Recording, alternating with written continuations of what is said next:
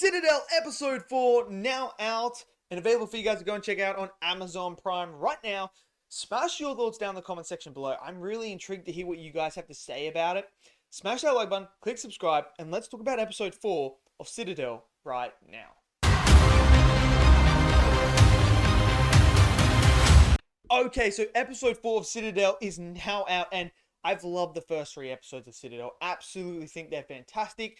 This is a show that's really grown on me, and I'm really excited to see as we move forward each episode, like the mysterious elements to this show of trying to figure out what is actually going on, who betrayed the Citadel, who helped bring it down. There's so many things going on. Now, this episode, episode 4, is we start off and we see Mason and Nadia go and find the other agent that they were looking for.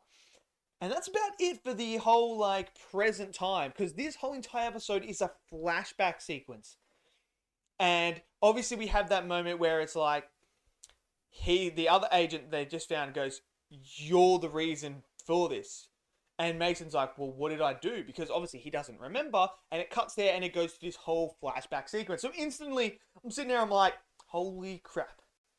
People were right. Mason was the mole. He is the mole. And what is going on? But as we learn throughout this whole entire flashback, I don't know who the mole is, but it's very much hinted towards at the end of this episode that one particular character, like they have been hinting in the last few episodes, is the mole.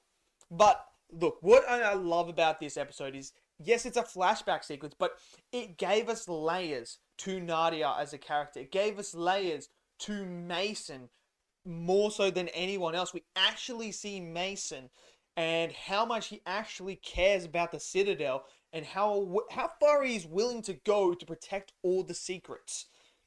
And I love that, just building this chemistry, building this relationship between Nadia and Mason and Citadel itself as they bring in someone who is close to Nadia and making her go undercover. I loved all the undercover sequence stuff as well, and how Mason was explaining it to her, Nadia told you, you have to be a good liar to be a spy. And he goes, which is false. You have to be able to tell the truth. And I love this idea that he's talking about when it comes to telling the truth as a spy, because basically the way he tells this person that's about to go undercover is, look, you need to go in as a completely different person. You need to go in believing the lie you are telling so that it is so believable that you think it's the truth. That's how you do it. And I love that concept and that conversation Mason was having with her, telling her about what she needed to do. You need to abandon this life, basically, and become someone else. And you need to believe it so much that you have to check in with me all the times just for me to tell you what is real and what isn't real. That is some pretty insane and crazy things to think about.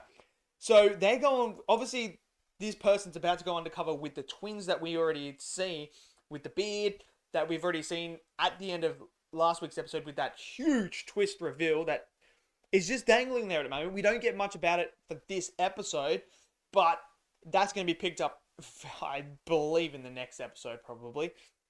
But now we see them creating the Oz key and everything like that, doing all that stuff there, and that's the main priority. And then obviously we have that instant where she doesn't check in for 3 months, and Mason, this is where you see what Mason is as a character and how dedicated he is to the Citadel, where he's just like, she hasn't come in, I'm not taking any chances, we're going in there, we're smashing the place up, we're getting in and out. And he sends in an op team to go and do that. And then we see the person who's undercover actually steal the Oz key and then gets into a fight with the brother that's there, gets beat up, and then when they all get captured, Mason doesn't believe anything. And he gets this message as well from a secured line as well that says she took it.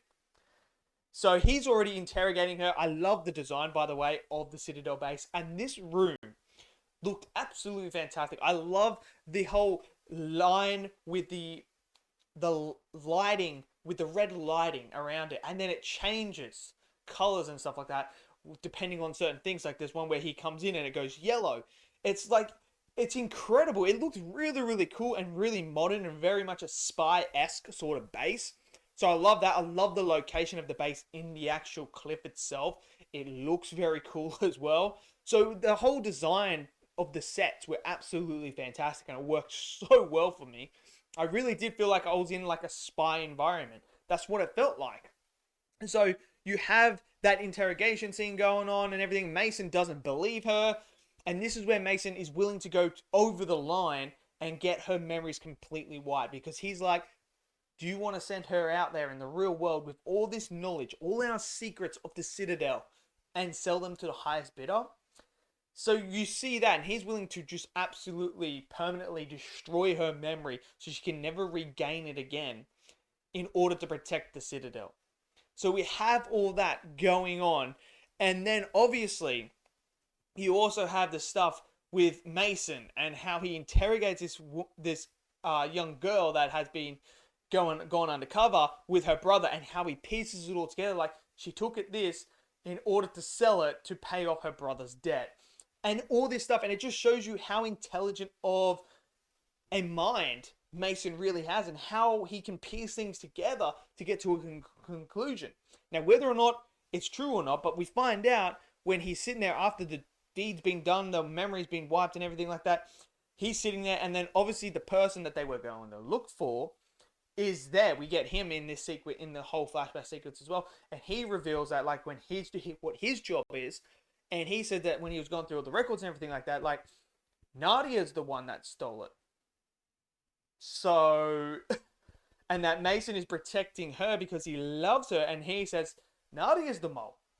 And then it cuts to the actual proper bit in the present time where he says again, it was you did this. And Mason goes, what did I do? And he goes, no, not you, her. And it's obviously Nadia there. So everything is indicating to Nadia being the mole. Now, whether or not she is, what other spy shows and other things with Twist have taught me, and this one in particular as well, is that just because they are framing it in a way that Nadia is the bad person does not mean she has not been framed and set up and she didn't actually do it. Now, I could be completely wrong, and it could be just staring us right in the face, and they could be like, look, we hinted towards this, so there's no surprise, it's Nadia. That could be the reveal, or it could be a twist that like Mason set it up, or who knows who set it up.